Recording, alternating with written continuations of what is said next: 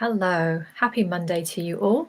So I'm jumping in here just from having gone live in my private membership group to share this message with you because it was a conversation we had about creativity, and I shared a couple of things around some of the beliefs that I picked up when I was growing up, and I wanted to just come on here and share this with you right now. And this message really is for those of you who maybe you're doubting that you are creative, right? So obviously, if you're tapped into who you are as a creative person, maybe you don't need to hear this message, or maybe you do, I don't know. But this is what came up, and we were talking about how sometimes there's this belief, right, that we're either a creative type of person or we're not a creative type of person, and we've been primed and sort of manipulated perhaps into thinking, as we've been growing up, usually through school, through the messages that we've received, that there are these creative types, and we usually put them down as, people like that are artists, maybe they're painters, maybe they're writers, but we have this kind of stereotyped view of what it means to be a creative person. And when I was growing up, I really, believed that. I kind of fell for that deception, what I now call as like a massive deception around the world, very deliberate manipulation. And when I grew up, I was good at, like the academic side, the subjects. I loved maths back then. I always loved English my whole life.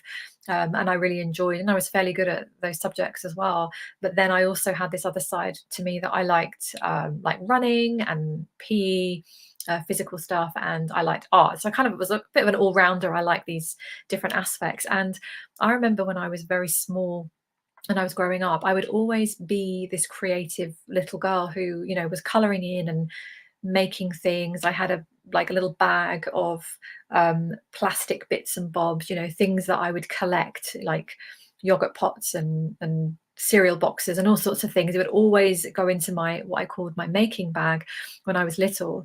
And every time I felt like being creative, I'd get this making bag out and I'd make things like houses and restaurants and worlds and fairgrounds, like whatever. And I used to watch Blue Peter, and I used to just try and emulate everything I saw on there.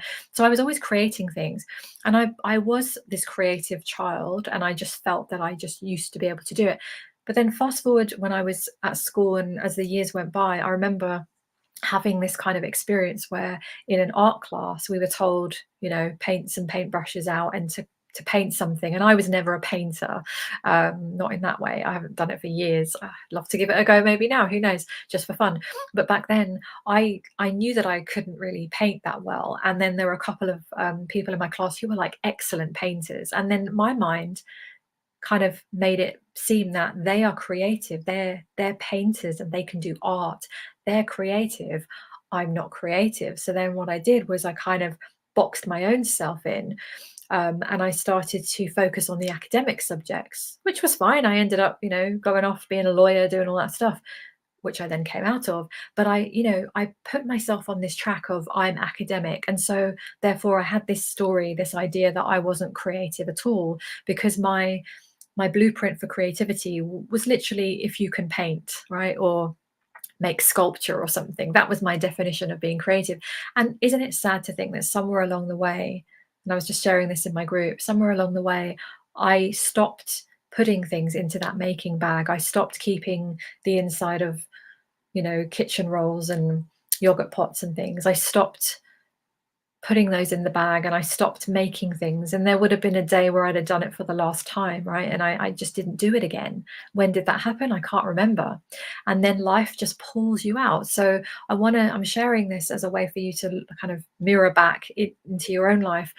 Where did you stop maybe being creative? Because as a child, you would have hopped and skipped and jumped and drawn things and colored things in and made things with glue, whatever it was. Maybe you were a writer, maybe you wrote poems, and you whatever it is for you.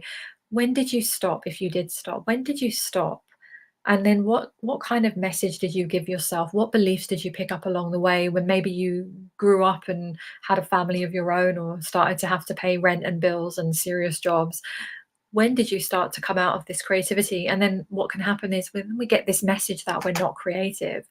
So what I want to share with you is what I shared in my group a little while ago, is that every single human here is a creator being. And alongside all of this like programming that we've picked up through our childhood, as I just explained, and beyond, we've also got the world programming that teaches us absolute nonsense. It takes us away from our power, and leads us into this only linear way of living, where we get the message that to be a functioning adult, you have to release all this nonsense of creativity and get into a serious life and get into a serious job and, you know, get a pension and do things that are serious. And actually, that is disempowering.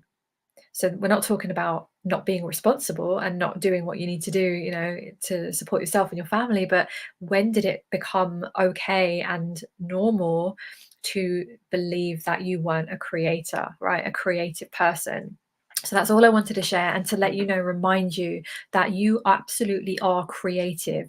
And you could just rewind the first bit if you didn't hear that message as you're tuning in, that what I shared about me growing up and what I picked up, because that's what I believed. And then I remember being in the legal office, which is, you can't get more black and white than that, right? Black and white law. And I was okay with doing it for a few years. And then I started to feel like dancing with this idea of writing a book. I've always wanted to write a book, and it started coming into my awareness. And then I would try and write little bits. And then it was just, my soul was feeling suffocated because I wasn't having any outlet to just create. So fast forward to my life now, and it's funny because Mondays is my creative day. It's when I create content typically. I do things in my membership. I do other things behind the scenes for my business. And it's the creative day for me where I create messages and things. So I now know myself to be a highly creative person. Of course I am, but the life I was living years ago wouldn't have reflected that. And it was part of this programming that I had to, you know, I guess disentangle myself from and unprogram myself, right? So I'm just sharing that because I know there's a lot of people that might watch or tune in and actually think, yeah, but I'm not creative. You are a creator being. Everything in your life you've created to some level, consciously or otherwise. But you are highly creative. You have a creative ability inside of you. The difference is maybe you haven't utilized it, and it's like a muscle. You haven't maybe practiced it, so it doesn't feel so strong for you right now, which is okay, because you can get back into that. You can get back into it with playfulness and experimentation, and not playing by the rules exactly. Maybe don't follow that exact recipe, and maybe just chuck some herbs and things in and see what happens, and see what you cook up in the kitchen. Right, just whatever area, apply it to whatever area. But yeah, I just want a real strong message of just sharing with you, you are absolutely creative being. And most of the time you were deceived in the world, in your childhood, unless you had some real strong programs around you that were encouraging you, but a lot of people didn't. So we were deceived into believing we're not creative, and you absolutely are. And when you start from that place, that's when maybe a lot of my messages make more sense because I talk a lot about creating your life, right? Creating your reality, your choices, your decisions, all of those things. But it's got to start from this premise that of course you're creative.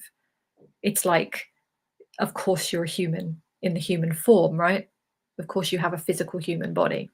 Hello, Darren. Yeah, that's okay. I just jumped on and quickly just jumped into it. It's just a spontaneous live.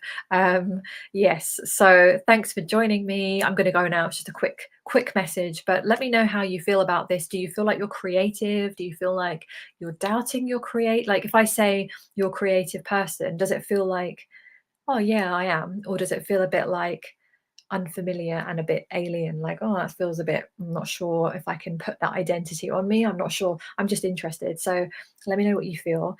But you absolutely are, you're creative, and there's so much power inside of us. That's one of my missions, actually. It's one of my missions, that to make this more mainstream or natural, so that we understand like what we really are, who we really are.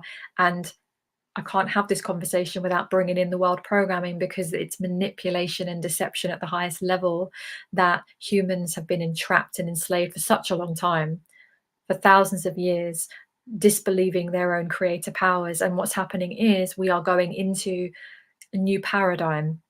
It's very real. This is why we're seeing a destruction and dismantling of all the old systems. We're going to see a lot of that. But the reason is because we're going into new territory. And so this gets to be a part of the conversation. You can't really separate. So we've got to understand ourselves now as being energetic beings, spiritual beings in a physical form, and the powers that we have inside of us to create and focus and manifest and build and project and shift and expand is incredibly powerful. So the more that we talk about it, the more that we understand it, the more the collective taps into it. So this is why I talk about it all the time, and this is why I created my entire business around it. So on that note, if you are looking for any support or guidance or direction, two main ways really at the moment. It changes, but at the moment, my long-standing way is my membership. You can always come and join me in the monthly membership, the Awake Revolution Soul Team.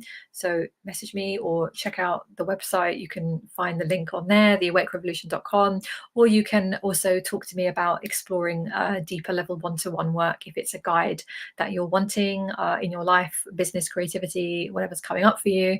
Yeah, message me. We can always explore that. But yeah, this is what I'm here for, and to help you really drop some of the baggage. And one of these aspects is believing certain things about ourselves that is absolute nonsense, and we've got to all start to step into, like, what would I say, the kind of accurate perceptions, right, of who we really are, because we are powerful, even if we don't always feel like we are. We don't utilize. We utilize such a small part of our abilities, right? It's not just for sci-fi movies. With There's so much more to this existence, and that's what I'm all about. So I send you lots of love. Thank you for joining me. Thank you, Darren, for being here as well. And if you're watching the replay, yeah, feel free to comment, and I'll check in later with the comments. I'm going to go because I have talked a lot today. I've created a lot of stuff today. So now I'm going to just chill and have Monday evening. So I send you lots of love, and I hope you're well, and I'll talk to you very soon. All right. Mwah. Talk to you soon.